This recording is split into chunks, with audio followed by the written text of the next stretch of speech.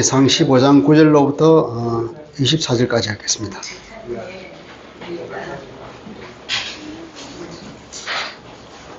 구약 541페이지 열왕기상 15장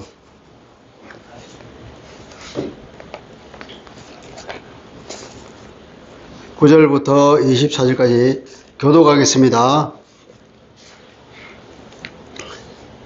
9절부터 합니다. 9절. 자, 제가 먼저 읽겠습니다. 이스라엘의 여로보암 왕 제20년에 아사가 유다 왕이 되어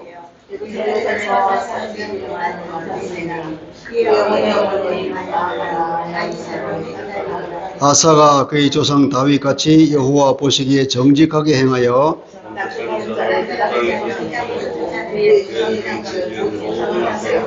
또 그의 어머니 마아가가 혐오스러운 아세라상을 만들었으므로 태후의 위를 피하고 그 우상을 찍어 기드론 시내가에 불살랐으나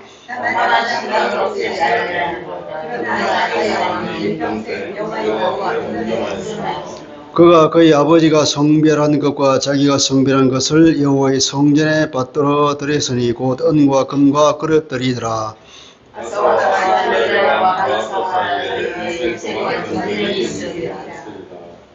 이스라엘의 왕 바아사가 유다를 치러 올라와서 라마를 건축하여 사람을 유다 왕 아사와 왕래하지 못하게 하려 한지라.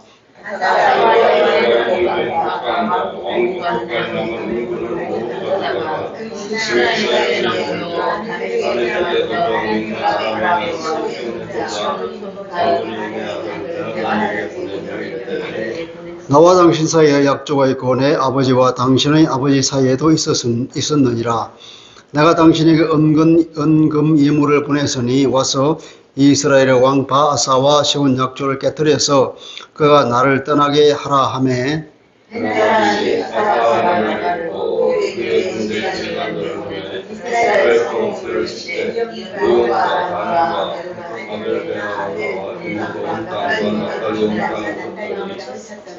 바아사가 듣고 라마를 건축하는 일을 중단하고 디르사에 거주하니라.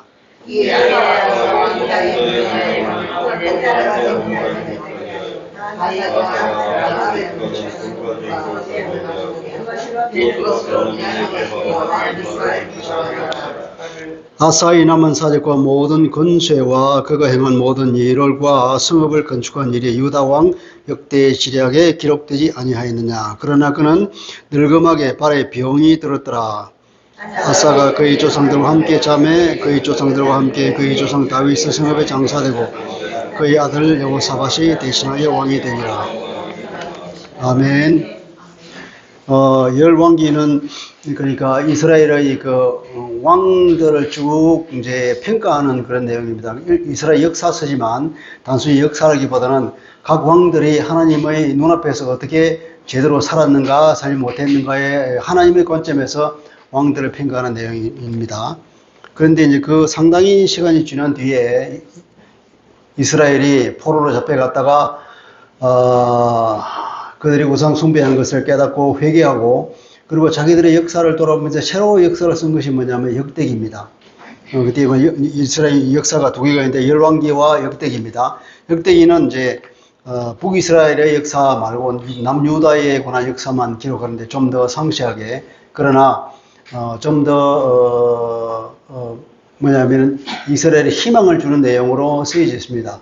그러니까 열왕기와 역대기를 두 개 종합해서 보면 좀 더 이제 각도가 다른 각도니까 이런 각도에서 보는 관점, 저런 각도에서 보는 관점 두 개를 합하면 우리가 좀 더 그 사실을 더 많이 알 수 있고요. 이 사람이 하나님은 어떻게 평가했으며 또 그 사람이 우리에게 주는 교훈이 무엇인가를 더 잘 알 수가 있습니다. 그래서 열왕기와 역대기를 같이 보면 좋겠습니다. 오늘은 이 이스라엘 역사 가운데서 나타난 아사 왕이 다스리면서 하나님 앞에 어떻게 행동했는가를 보면서 우리가 오늘 이 역대기에 우리에게 주는 메시지를 듣고자 합니다. 자, 어제 제가 잠시 휴식을 하면서 TV를 켰더니 SBS인가 하는 데서 무슨 방송이 있었는데 제목은 모르겠지만 내용이 이거였습니다. 그 옛날 고 김무중 회장의 그 사업가적인 능력을 돌아보는 그런 프로였더라고요. 그러니까 이제 얼마나 그 사람이 사업가적인 기질과 그 능력에 출중했는가. 그래서 그 대우그룹을 통해서 세계 경영을 하는 그 내용을 쭉 이제 얘기하는 걸 봤습니다. 거기는 이제 전반적으로 이제 그분의 사업가적인 능력을 이제 찬양하는 내용으로 나와 있는데, 마지막에는 이제 IMF 때 그분이 몰락했잖아요. 그분뿐 아니라 우리나라 모든 사업이 다 몰락을 했는데, 이제 그분과 그분을 따르는 그 몰락한 대우그룹에 있었던 사람들은 지금까지도 이제 그렇게 얘기를 하는 거예요. 끝까지 주장 계속 정부에서 돈을 대줬더라면 충분히 위기를 극복했을 것이다. 왜 돈을 안 주어서 우리를 망하게 했느냐. 이런 얘기를 하는데, 그분이 이제 해외 도망을 다니다가 상당히 시간 지난 뒤에 이제 결국 돌아왔습니다. 돌아와서 체포돼서 재판을 받았는데 이제 분식회계를 했죠. 분식회계라는 것은 회계 장부를 조작해서 이익이 안 나는데도 이익이 나는 것처럼 만들어서 은행에 가서 대출을 받고 그렇게 해서 계속해서 부실을 키워왔던 거죠. 그래서 무려 그분이 추징 판결을 받는 무려 18조 원 가량이 되는 추징을 선고받았습니다. 물론 그분이 뭐 돈이 없어 자기 돈이 없으니까 혹은 뭐 다른 사람 명의로 빼돌린 돈은 또 정부에서 회수할 수도 없고 그래서 거의 못 받는 돈이지만 천문학적인 숫자. 이분처럼 많은 추징금을 받은 사람이 없을 거예요. 비록 권력자의 이 뭡니까, 부정부패에 의해서 추진당한 전두환 씨나, 노태우 씨도 이 정도는 아니었어요. 그냥 몇천억 정도였지, 무려 18조 원 가량. 1990, 하여튼 2000년도에, 30년 전에 18조 원이면 지금 얼마나 이 가치가 되겠습니까? 그 IMF로 해서 총 우리가 이번 그 금융기관의 손실이 50몇 조라고 그러는데, 혼자서, 그렇게 많은, 추징을 받았죠. 근데 그 이제, 그 당시에 이거 관리의 인터뷰를 했는데, 그분을 비판하기를 이제, 그건 시대착오적인 주장이다. 요즘 시대에 은행이, 정부가 은행들을 이래라 저래라 할 수 있는 입장이 어떻게 되냐. 이거 어떻게 돈을 대줄 수 있냐 이거죠.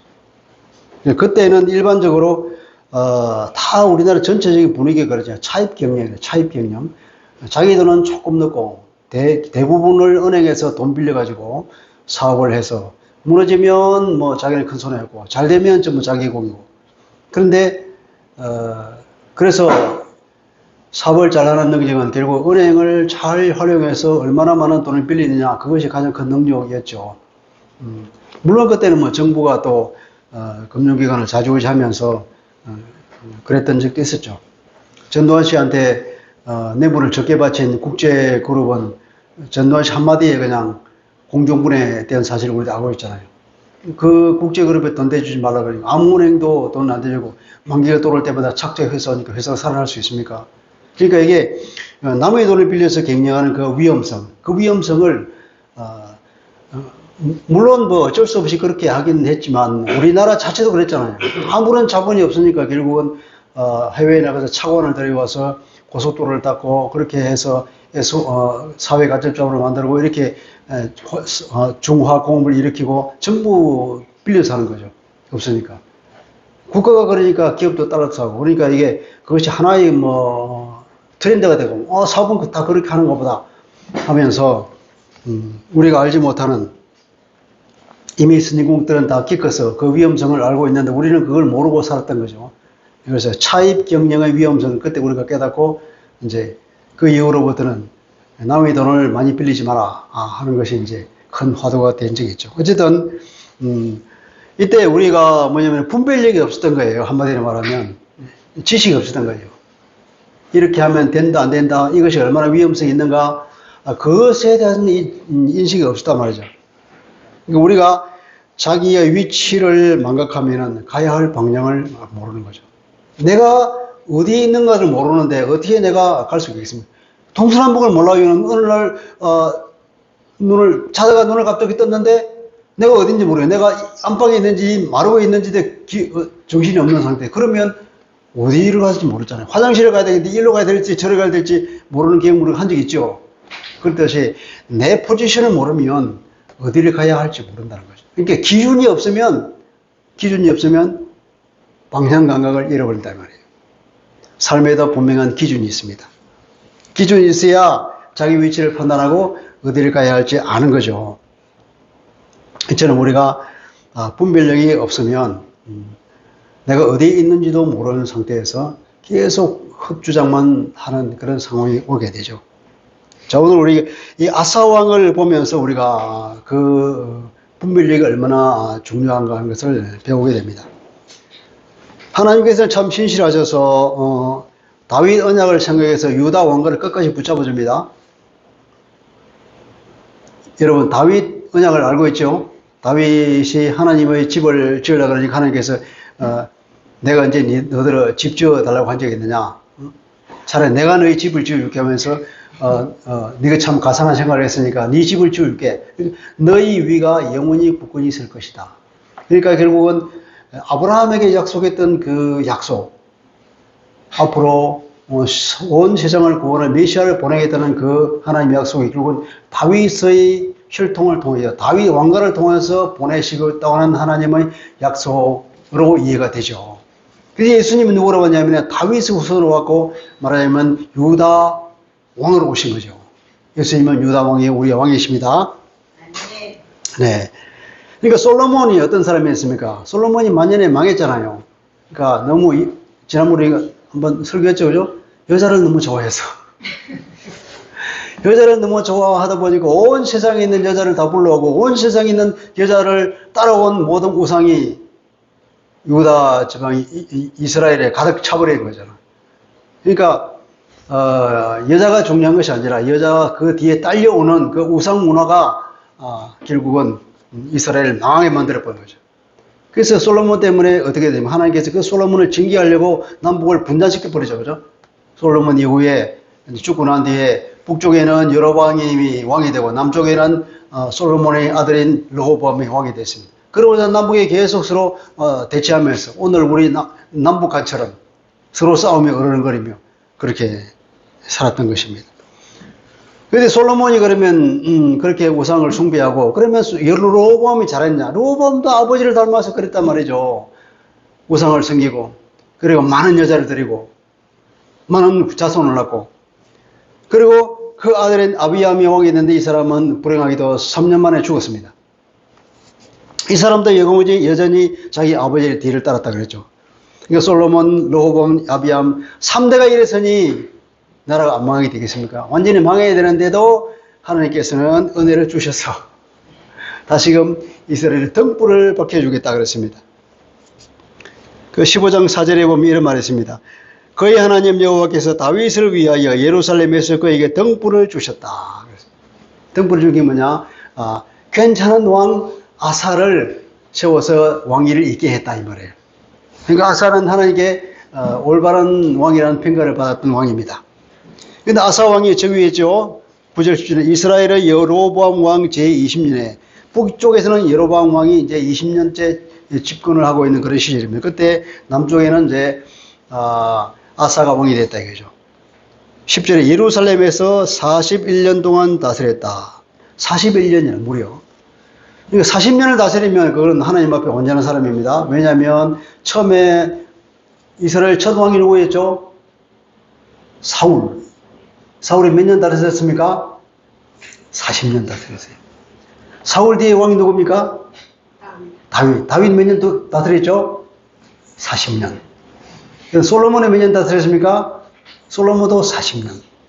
이렇게 첫째, 두 번째, 세 번째까지 왕이 다 40년씩 다스렸어요. 그러니까 40이라고 하는 숫자는 성경에서 굉장히 상징적인 숫자고 대단히 의미 있는 숫자입니다. 근데 이 아사는 41년 동안 제위를 했다 그러니까 축복의 상징이라고 볼 수 있는 겁니다. 하나님께서 그만큼 이 아사를 사랑하셔서 솔로몬이나 르호보암이나 아비나 3대를 걸쳐서 계속 하나님의 눈밭배는 행동을 하는데 드디어 아사가 하나님 눈에 드는 사람이 됐어. 얼마나 기뻤습니까 하나님께서. 그래서 복을 쏟아줘 부어준 거죠. 그런 겁니다. 우리가 그러니까 조금만 하나님의 바로 서면 어떻게 된다고요? 복을 막 받을 거라 이 말입니다. 조금만, 조금만. 그래서 아사는 왕이 되자마자 하는 기사 첫 10년 동안 완전한 평안을 줬어요. 그 역대하 14장 1절에 나와 있습니다. 그리고 여기 보니까 10절에 그 어머니 이름은 마아가라 아비살롬의 딸이더라 그랬습니다. 이름이 마아가고 아비살롬은 압살롬입니다. 압살롬. 여러분 압살롬을 알죠? 아브샬롬이라는 건데 이제 평화가 나의 아버지다 이 말이에요. 나의 아버지는 평화다 이 말이에요. 아비샬롬인데 그 딸이더라 이거예요. 근데 우리가 성경에 보면은 압살롬에게는 위에 아들이 있었는데 일찍 죽고 딸이 누가 있었던 딸이 다말이 있잖아요. 그 다말이 그 누구 다른 베드란 형제로부터 그걸 당했죠, 그죠? 강간을 당한 적이 있습니다. 그래서 우리는 압살롬에게는 딸 다말 하나만 있다는 걸 알고 있어요. 그런데 왜 갑자기 이 아비살롬의 딸의 이름이 마아가라 그러냐? 이게 보면은 이제 그런 의미가 있어요. 성경에 보면은 이제 아들 하면은 그 후손을 다 통틀어서 말하기도 하고 그냥 아들을 말하기도 합니다. 또 아버지라 그러면 바로 위에 있는 아버지만 말할 뿐 아니라 조상 통틀어서 조상을 말할 때도 아버지라 그러는 거예요. 그러니까 아버지라 그러면은 뭐 아버지도 되고 할아버지도 되고 정조할아버지 다 되는 거예요. 아들이라 그러면은 뭐 아들도 되고 손자도 되고 이렇게. 이게 뭐 왜 그러냐면은 히브리 그 당시 워낙 옛날이잖아요. 그러니까 단어가 지어야 됩니까? 할아버지란 말이 없는 거예요. 그러니까 할아버지란 말이 없으니까 아버지라 그러면 할아버지 되고 뭐 정조 할아버지도 다 되는 거예요. 아들이 그러면은 아들도 되고 손자도 되고 뭐 정손도 되는 거예요. 그런 식으로. 그래서 그런 식이었으니까 아마 딸이다 그러면 딸도 되고 손녀도 되고 이렇게 함께 쓰지 않았냐. 또 어머니라 그러면 어머니도 되고 할머니도 되고 정조 할머니도 함께 다 쓰지 않았냐 이런 생각을 합니다. 그래서 정확한 의미로는 거의 어머니가 아니고 거의 할머니라 그렇게 된 거죠. 할머니. 왜냐하면 르호보암의 아내가 압살롬의 딸이란 말이에요. 역대하 11장 20절에 보면은 이런 말이 있거든요. 르호보암이 그 후에 처음에는 이제 물론 자기 사촌하고 결혼했습니다. 사촌을 결혼했는데 그 후에 여러 자녀를 낳은 뒤에 압살롬의 딸 마아가에게 장가 들었더니 그랬습니다. 압살롬의 딸 마아가에게 장가를 들어서 그에게 난 아비야를 왕으로 세워주기 위해서 그 애를 이 마아가를 아주 총애했던 거예요. 여러분 압살롬이 어떤 사람이었습니까? 다윗에게 아버지에게 반역을 들은 행위를 했지만은 압살롬을 평가하기로 압살롬은 어떤 사람이라고요? 빼어난 미남이란 말이에요. 그 압살롬의 머리띠를 길었는데 그것이 큰 자랑이라 했잖아요. 우리 그 자랑 때문에 이게 도망가다가 이게 머리가 이게 나무가지에 꽂혀가지고 말을 달리는데 말은 도망가 버리고 이 머리에 꽂히니까 나무에 대롱대롱 달렸죠. 그래서 창이 찔려 죽였는데 어쨌든 이 압살롬이 엄청난 미남이었다. 그러니까 그 딸 다말이 굉장히 아마 예뻤을 거라고. 그러니까 그 손자는 또 얼마나 예뻤겠어요. 그러니까 아마 이런 이 미인의 그 DNA가 흘러 들어가서 그럴 건데 그 마아가에 장가가 들어서 이 마아가를 특별히 총애하고 거기서 난 이제 아비얌을 왕으로 삼았던 적이 있습니다. 그러니까 르호보암의 아내가 되었죠. 압살롬의 그러니까 외손녀 마아가가 역대하 13장 2절에 보면은 이 아비야가 예루살렘에서 3년 동안 다스리니라. 그 어머니 이름은 마아가요. 그랬습니다. 또 기브아 사람 우리엘의 딸이더라. 그 어머니 이름이 마아가, 이름이 마아가냐? 미가야라고 해요. 미가야인데 기브아 사람 우리엘의 딸이다. 이 아버지는 우리엘이라는 거죠. 그러니까 말하자면은 압살롬의 딸 다말이 기브아 사람 우리엘과 결혼해서 누구를 낳았다고요? 마아가를 낳았다. 그 마아가 이름이 한편으로는 미가야라고도 불렸다. 이렇게 되는 거죠. 이 성경을 종합하면 그렇게 되는 겁니다. 그 미가야, 즉 마아가는 다말과 우리엘 사이에 난 딸인데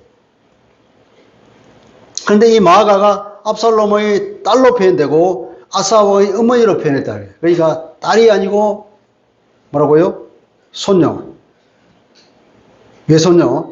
그리고 아사 왕의 어머니가 아니라 할머니 그렇게 되겠죠. 네.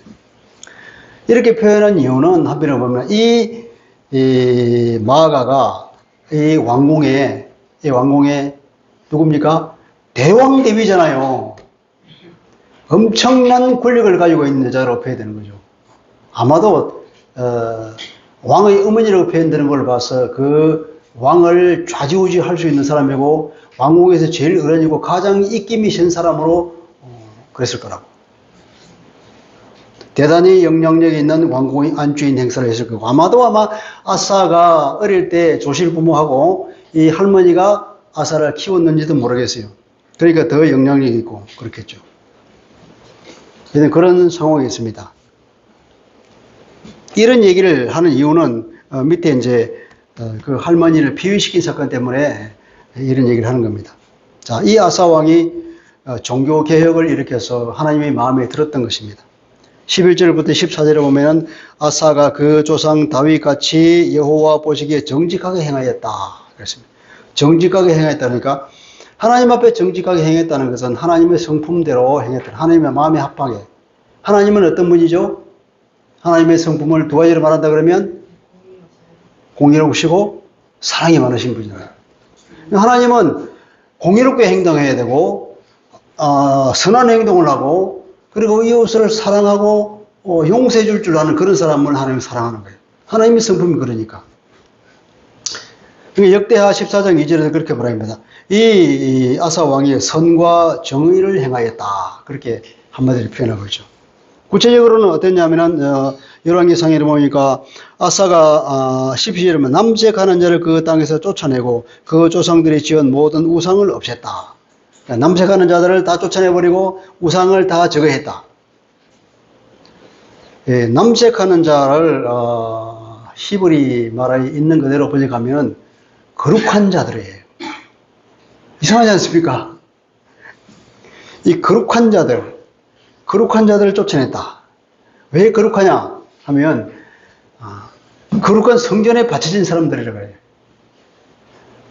거룩한 성전은 그러니까 하나님의 성전을 말하는 것이 아니라 이 가나안 지방에 있는 그 신전 그것은 뭐 아세라 바알 신을 섬기고 아세라 여신이 있고 그러잖아요. 그런 아세라 여신전에 거룩한 여신전에 바쳐진 남자들 그게 거룩한 사람들이에요. 이상하잖아요. 그러니까 그 사람들이 이제 그 행동을 보고 번역한 것이 남색하는 자를 번역한 거예요. 근데 원문에 의하면 거룩한 자들이에요. 세상에. 아니 이 단어가 거룩한 자라는 단어가 그렇게 타락하다니. 마치 지금 뭡니까? 옛날에 저 어릴 때는 이 친구들을 뭐라고 불렀냐면 동무라고 불렀어요. 고사님 그거 기억하시나요? 옛날에는 절대 친구라 말이 없어. 동무라고 그랬어. 동무. 얼마나 동무가 좋은 말입니까?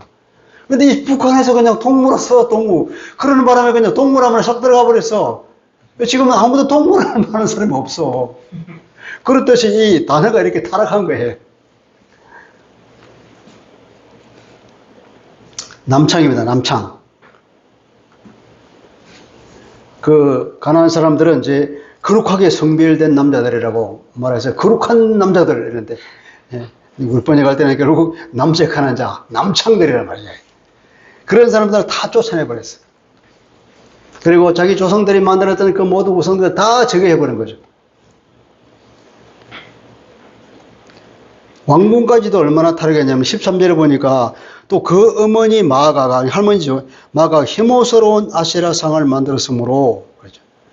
왕궁에도 그 유명한 압살롬의 손녀인 마아가가 이 혐오스러운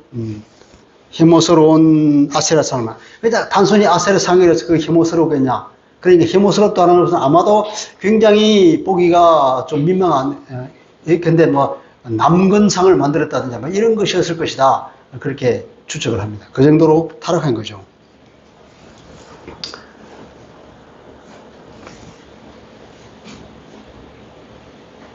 그래서 그 할머니, 그 영향이 강한 할머니를 14년 태고의 위를 피하고 그 우상을 찍어서 기드론 시내가에서 불살라버렸다.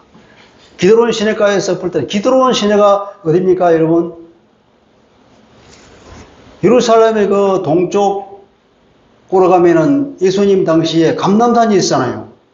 늘 거기 가서 기도하고 그 시내를 건너서 올라가는 거예요. 그 계곡이에요. 그러니까 예루살렘 성전이 있고 그 계곡을 지나면 산이 있는데 그게 감람산이고 그런 겁니다. 그러니까 그 감람산 일대가 전부 다 우상 천지가 됐다는 거 아닙니까? 그래서 거기에 있는 우상들을 다 꺼내가지고 기드론 시내까지 가지고 다 찍어서 불살라 버렸다는 거죠. 네.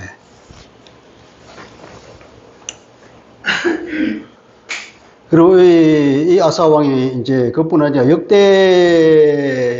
보면 좀 더 자세히 나오는데 역대하 14장 3절을 보면 백성들을 명하여 여호와를 찾게 하고 율법과 명령을 행하게 했다. 그러니까 말씀 운동을 했다는 겁니다. 말씀 운동을 하고 우상을 제거하고 완전한 이제 정풍 운동을 종교 개혁을 일으켰습니다. 이러한 아사에 대해서 하나님이 어떻게 평가했습니까? 14절 보니까 다만 산당은 없애지 아니하라. 산당도 열심히 없었습니다. 다 없애지 못했다는 의미에서 산당은 다 없애지 아니하였으나 그러나 아사의 마음이 일백생 여호와 앞에 온전하였다. 이 산당을 다 없애지 못했지만 하나님께서 이 아사의 행동으로 얼마나 기뻤던지 이렇게 아사를 어떻게 평가하냐면 그 마음이 일평생 여호와 앞에 온전하였다 이렇게 평가해 줍니다. 우리를 보면 50점인데 하나님께서는 99점 딱 써주는 거예요. 할렐루야. 우리도 예컨대 30점 되면 하나님께서 아마 80점 해주지 않겠습니까? 50점 플러스.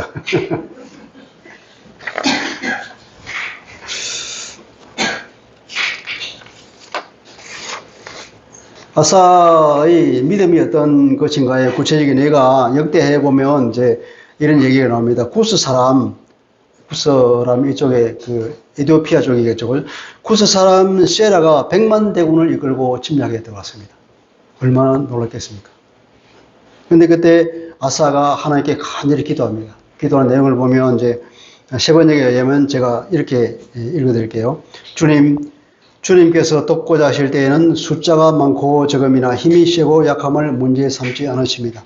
우리가 주님을 의지하고 주님의 이름으로 이 무리를 물리치러 왔으니 주 우리 하나님 우리를 도와주십시오. 주님은 우리의 하나님이십니다. 인간이 주님을 이기지 못하도록 해 주십시오.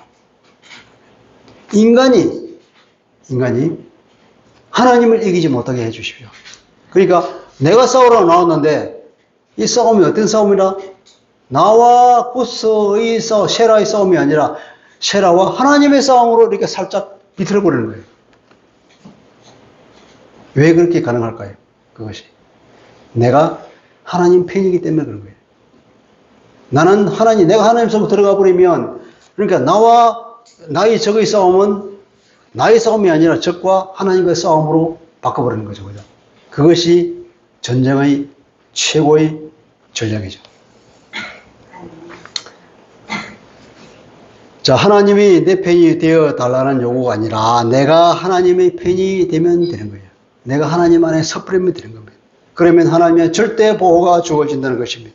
여러분, 그리스도인이란 어떤 사람입니까? 우리가 그리스도 안에 들어간 사람이잖아요. 그러니까 우리의 싸움은 누구의 싸움이라고요? 예수 그리스도의 싸움이 되는 거죠. 네, 그렇습니다.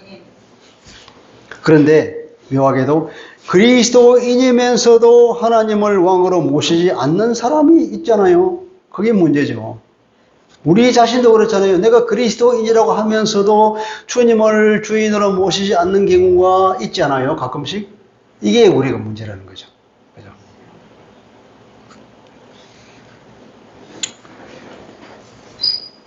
그리고 15절에 보니까 그가 그 아버지가 성별을 한 것과 자기가 성별을 한 것을 여호와의 성전에 드렸으니 곧 은과 금과 그릇들이라. 이 말은 이제 그의 아버지가 성별했다는 것은 특별히 구별해서 하나님께 드린 걸 말하는 겁니다. 여기서 성별한 것은 모아놨던 거예요. 모아놨던 것을 이제 아사 왕이 성전에 드리는 거예요. 그러므로서 드디어 성별한 것이 된 거죠. 우리가 레위기 공부하면서 하나님께 서원한 것 들었죠, 그죠? 거기 보면 그 성별한 것이 나온 거예요.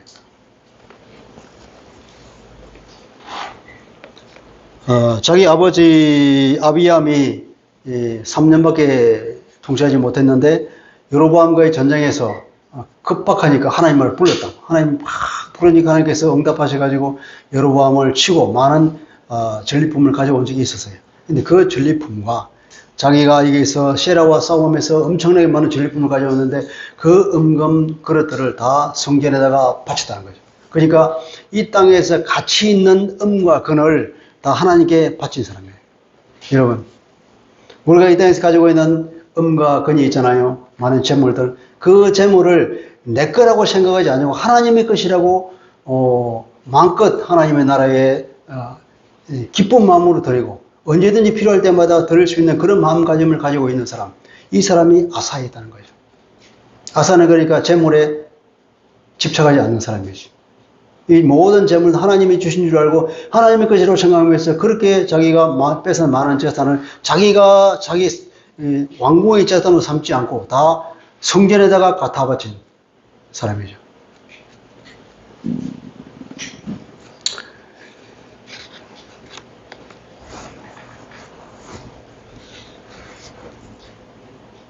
근데 솔로몬도 부자였잖아요. 그죠? 솔로몬이 은과 금이 엄청 많았다 그랬죠. 그런데 솔로몬은 열왕기상 10장 16절 17절에 보니까 이렇게 말해요. 그가 큰 많은 금을 가지고 방패를 만들어. 성전에 안 바치고 이 사람은. 금으로 방패를 200개나 만들어요. 은으로 방패를 300개나 만들었어요. 그 방패 500개를 가지고 어디를 가려가냐. 레바논에 있는 자기 남궁에다 갖다 놨다 그랬어요. 이 솔로몬과 아사의 행동이 완전히 대비되지 않습니까? 그러니까 하나님께서는 이 아사를 얼마나 기뻐했겠어요.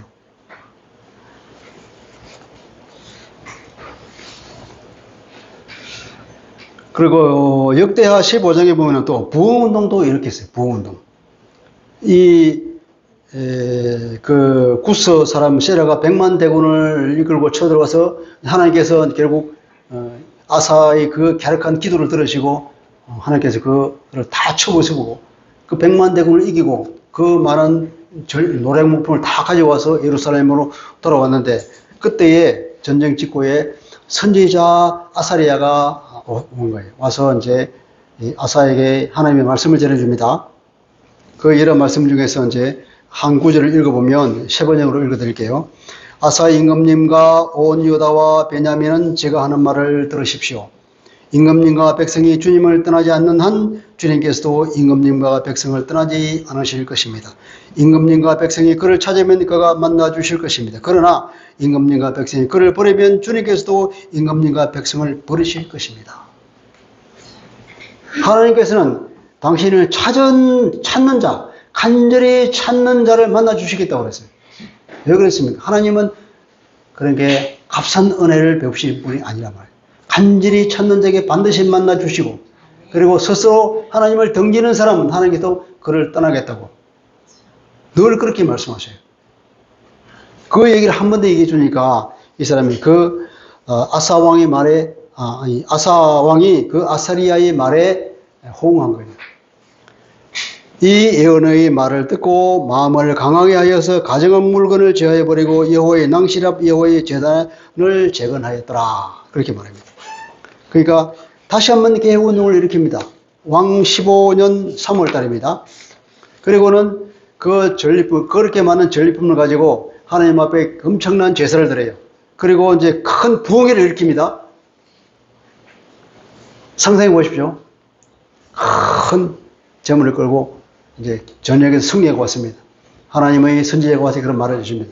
그 말을 듣고 고문해가지고 다시 한번 온 나라에 있는 모든 것들을 없애버리고 그리고 성전 앞에 있는 그 제단 다시 재건하고 그리고는 엄청난 제물을 드리고 큰 제사를 드립니다. 그 제사를 자그마치 어떻게 얼마나 드렸냐면 소가 700마리, 양이 7,000마리를 드렸다 그랬어요.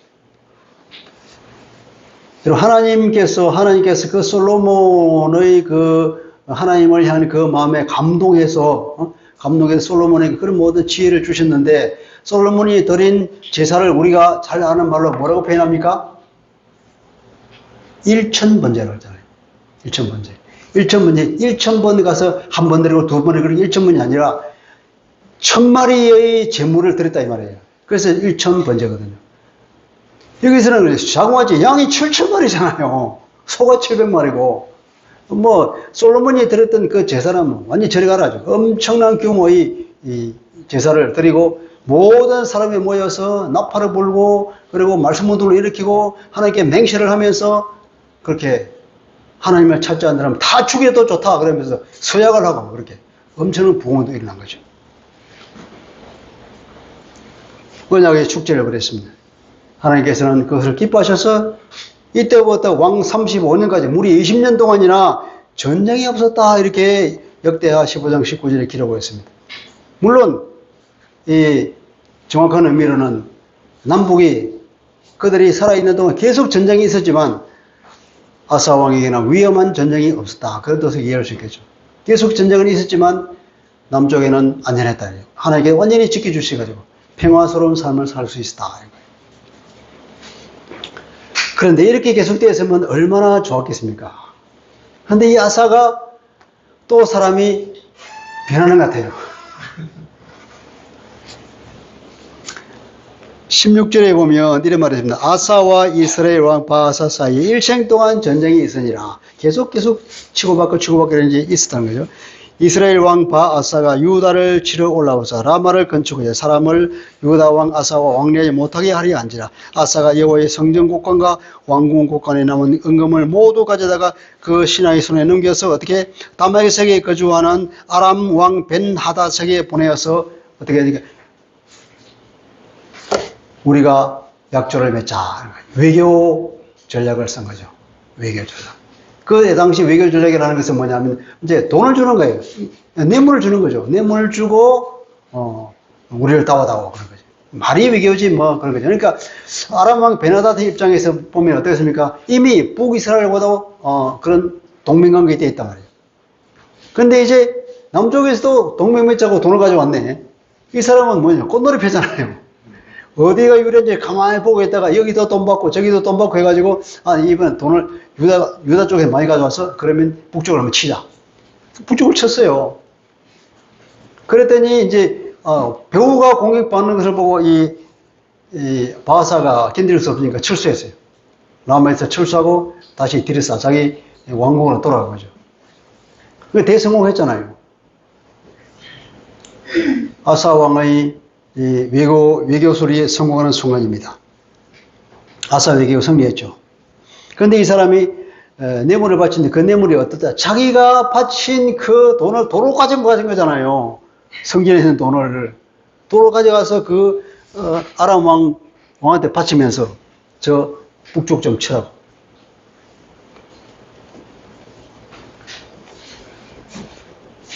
그리고 23절에 보면 이런 말이 있습니다. 23절 후반 보면 이렇게 있죠.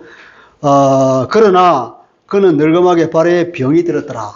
아주 간략하게 기록되어 있는데 이게 역대하 16장 12절에 보면 이런 말이 있습니다. 아사가 왕이 된 지 39년에 그가 41년을 치렀으니까 죽기 2년 전이죠. 그죠? 왕 39년에 그의 발에 병이 들어서 매우 위독했다고 했습니다. 발에 병이 들어서 매우 위독하게 된 게 뭐 때문이냐고 해요. 하나님의 징계라는 거예요. 이게 외세에 의존해서, 그죠? 외교를 통해서 그 침공을 물리쳤는데, 선지자 하나니가 와서 경고를 했습니다. 역대하 16장에 보면 16장에 이렇게 말이 나와요. 여기 하나니가 다시 와서 뭐냐면, 여호와는 온 땅을 두루 감찰하사 전심으로 자기에게 향하는 자들을 위하여 능력을 베푸시는 이 일은 왕이 망령되이 행할 선제 이후로부터 왕에게 전쟁이 있으리이다. 완전한 경고를 쓰고 있는 거예요. 지난번에 그 100만 대군을 이끌고 왔던 그 세라의 군대를 누구 힘으로 이겼습니까? 하나님은 그들을 쳐주시니까 왕이 이기지 않습니까? 그런데도 불구하고 이런 하나님께 의지하지 않고 그런 재물에 의지하고 뇌물을 써서 외세의 힘을 입어서 이겼다고요. 그건 왕이 잘못한 겁니다. 하나님 뭐라고 하대? 왕이 망령되이 행하였다. 이 망령되이 행했다는 것은 뭐냐면 원문을 보면 어리석게 행동했다. 바보 같은 행동을 했다. 그러니까 이제는 왕에게 앞으로 왕의 전쟁의 힘을 낼 것이라고. 그렇게 말하니까 이 아사원이 기분이 상할 때로 상할. 완전히 그 속에서 분노가 치솟아서 어떻게 했다고요? 그걸 그냥 감옥에 가다 버린 겁니다. 감옥에 가다 버리고 왕이요 그렇게 하는 것은 잘못된 겁니다. 이제 그렇게 어떤 신하들이 얘기하니까 그 사람들도 그냥 발로 뭉개버렸다는 거죠. 그리고 자기가 그 2년 후에 발에 병이 들어서 매우 위독하게 됐는데도 그거 하나님께 구하지 않고 의원들에게 구하였더라. 그런 말이 있습니다. 대하에 보면. 그 당시에 의원이라고 해야 무슨 의학 기술이 있었습니까? 그냥 풀이나 찍어서 발라주고 대부분이 하는 일들은 주로 주술을 하잖아요. 주술. 그러니까 귀신에게 의존하는 거잖아요. 그러니까 하나님에 의존하지 않고 귀신에게 의존하였더라. 그 말이에요. 선지자가 와서 그렇게 책망하는 것을 기분 나쁘게 듣고 그리고 오히려 감옥에 가다 버리고 항의하는 백성들에게 발로 뭉개버리고 아사왕이 그렇게 고집을 부리고 마음이 변해버린 거예요. 아사가 노하여 선견자를 옥에 가두었으니 이는 그의 말에 크게 노하였으며 엄청나게 분노했다는 거예요. 이때에 아사가 또 백성 중 몇 사람을 학대하였더라. 그게 역대하 16장 10절에 있는 말씀입니다. 그러니까 아사는 아사리아의 말은 그때는 경청했지만 하나님의 말은 거부하게 된 거죠. 아사리아의 말을 경청했을 때는 하나님으로부터 칭찬을 받았지만 하나님의 말을 거부하는 순간 그는 이미 하나님으로부터 눈밖에 나게 된 거죠. 그래서 발에 병이 나서 2년 만에 죽었다는 것입니다. 초기에는 순수한 마음으로 하나님께 겸손하게 하나님께 의지했지만 말기에는 굉장히 교만해졌다는 걸 알게 됩니다. 그는 계속해서 승리했습니다. 그래서 남북 이스라엘 백성들의 지지와 칭찬을 받았다. 북쪽에서 많은 사람이 아사가 하나님이 함께하는 걸 보고 내려왔습니다. 그러니까 그게 두려워서 북쪽 사람이 그걸 막으려고 그 라마를부터 쳐들어와가지고 그랬다는 거잖아요. 그리고 외교적으로도 승리했습니다. 그죠? 그걸 자기가 계속 잘한 거죠. 그런 자부심이 가득 쳐 올라온 거죠. 그런 외교적 승리에 대한 비판을 하니까 마음에 분노가 올라온 거죠. 분노가. 감히 나를 이렇게. 여러분 김무중 씨의 심리 상태가 아마 이렇다고 생각돼요. 그는 계속해서 승리했습니다. 그는 계속해서 잘 됐어요. 하는 일마다 잘 됐다고요. 그는 자기 아버지의 백으로 박정희 대통령과 특별한 친분 관계를 통해서 온 한국에 있는 금융기관을 다 휘어잡고 돈 달라들어 다 주고 다 받아가지고 그 누구보다도 차입 경영을 많이 했던 사람이 김무중 씨고 그 누구보다도 금융기관에 가서 거짓말을 했던 사람이 그 사람이고 오늘은 이 말했다가 내일은 저 말했다가 왜냐하면 박정희 백이 있으니까 그래서 자기 돈이 아니라 전부 은행 돈 빌려다가 회사 일으키고 회사 사고해서 문어발처럼 일으키고 있는 놈이에요. 김무중. 자기 모든 그 인력과 그 모든 그 인간관계 그런 백들을 통해서 경기중학교를 나오고 경기고등학교 나오고 그래서 그 한국에는 또 경기라고 하는 것이 꽉 잡고 있거든요. 어디를 가든지 심지어는 그때 자기 죽을 뻔했는데 마치 국정원에 누구 이종찬 씨인가? 그 자기 친구가 거기 있으니까 그 백으로 또 살아나고 계속해서 잘 되니까 어떻게 됩니까? 이렇게 해도 되네? 마치 대동강물 팔아먹는 그 봉이 김선달처럼 그렇게 사업을 계속해서 해서 계속해서 자기 잘하는 줄 알아. 자기가 대단한 사람이라고 생각해요. 그래서 그때까지도 망하는 순간까지도 그런 거죠. 돈만 대주면 내가 잘 될 건데 왜 돈을 안 대줘서 망하게 만드냐.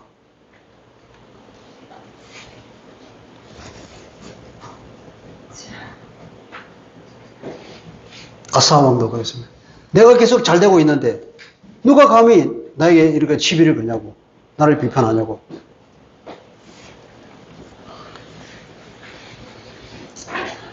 다윗은 어떻게, 언제 실수했냐면은 성공과 안락에 도취해 있을 때 실수했습니다. 교만이 슬슬 오니까 때가 추수를 다 거두고, 추수 거두고 나서는 옛날에는 뭐 한다 그랬죠? 이제 전쟁으로 나가는 것이 일이잖아요. 남의 것을 뺏어오는 것이 그 당시에는 다 경제활동이니까. 자기는 안 나오고 부하들만 보냈어요. 혼자서 심심해서 왕궁을 썩 거닐다 보니까 아래쪽에 다 보이잖아요. 그 당시에는. 그 예루살렘에 가보니까 밑에 다 보이더라고요. 밑에.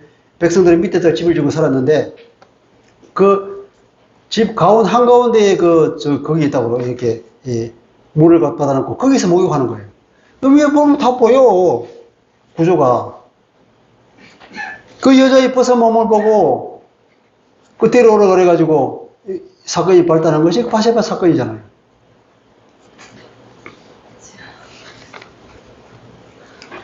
또 인구조사를 통해서 자신의 힘의 크기를 한번 재어보자는 그런 교만한 마음이 올랐죠. 다윗 말기에 마지막 때에 그런 일이 있어서 엄청나게 하나님께 징계를 받은 게 있잖아요. 많은 사람이 죽고. 그래서 고린도전서 10장 12절에 보면 바울이 그렇게 말해요. 선줄로 생각하는 자는 넘어질까 조심하라.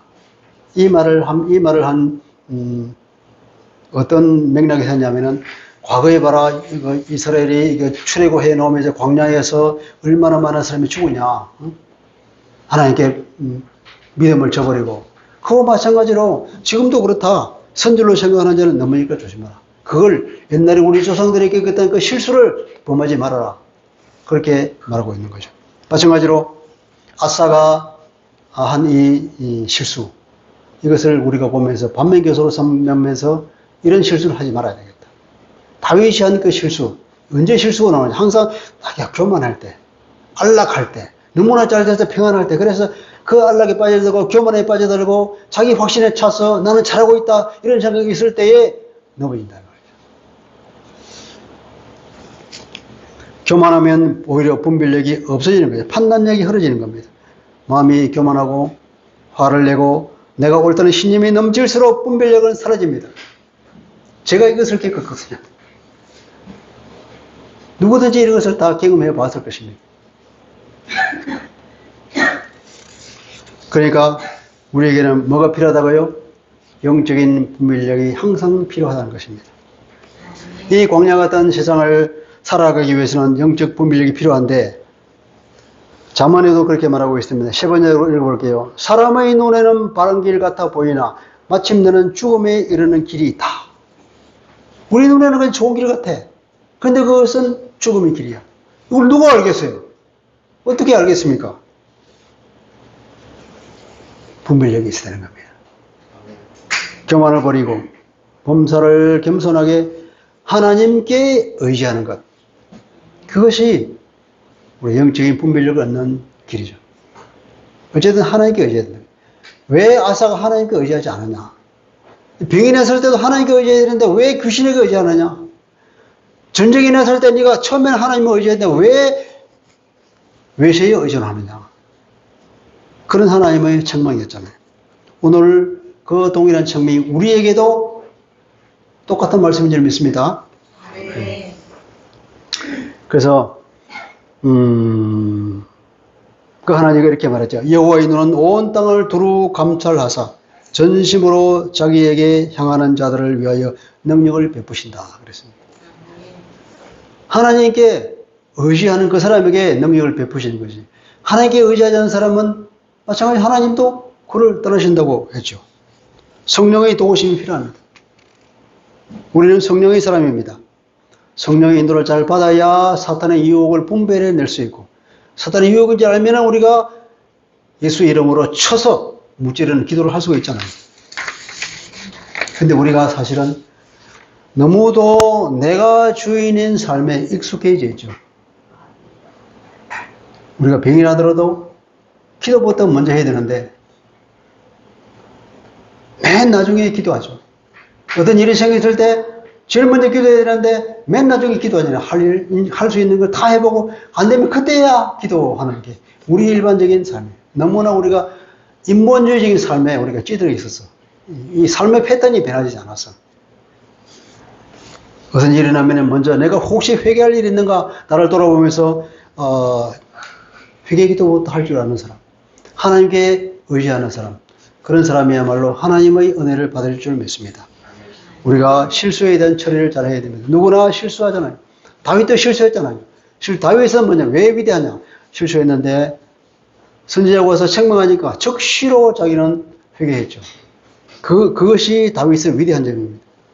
그런데 아사는 불행하게도 그 선지자를 감옥에 쳐넣어버리는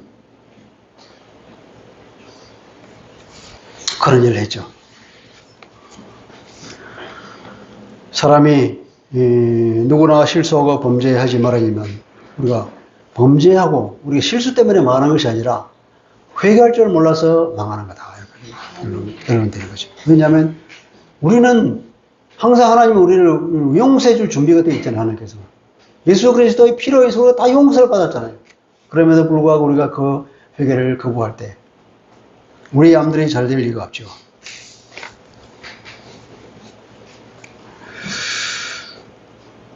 끝을 맺겠습니다. 영적 분별력을 기르는 것은 하나님에 대한 지식을 쌓는 것입니다. 호세아서 4장 6절에만 내 백성이 지식이 없음으로 망하는도다. 하나님에 대한 지식, 하나님의 성품, 하나님의 뜻, 하나님의 말씀, 이것이 우리 삶의 기준이라는 거죠. 기준이 없으면 우리가 방향을 잃어버리는데 우리의 지식, 하나님에 대한 이 지식, 하나님의 뜻을 알 때에 우리의 현재 위치가 되고 우리가 어디로 나가야 할 것인지 방향이 분명하고 따라서 우리는 영적인 분별력을 갖출 줄 믿습니다. 예, 삶의 유일한 기준은 바로 하나님의 뜻입니다. 이 하나님의 뜻을 잘 분별해서 하나님 앞에서 올바른 삶을, 분별력 있는 삶을 우리가 모두 살아갈 수 있도록 하나님께 기도합시다. 하나님 아버지, 오늘은 그 역사 가운데서 하나님께서 우리에게 주시는 메시지를 들었습니다. 아사 왕이 처음에는 하나님께 의지하여서 하나님으로부터 칭찬받는 삶을 살았지만 말년에는 계속 성공하는 그 성공에 도취하여서 급기야는 교만이 올라오고 하나님을 무시하고 하나님의 그 질책을 하는 그 사람을 오히려 감옥에 쳐넣어버리며 하나님께 의지하는 것이 아니라 인간적으로 외교에 의존하고 그리고 귀신에게 의존하는 그런 잘못된 삶을 살아서 결국 그는 죽고 마는 그런 어리석음을 보게 됩니다. 주님, 우리는 아사의 잘못을 돌아 반면교사로 삼아서 항상 영적 분별력을 가지고 살기를 바라고 늘 하나님께 의지하며 하나님의 뜻을 구하는 삶을 살아갈 수 있도록 인도하여 주옵소서. 예수 그리스도의 이름으로 기도합니다. 아멘.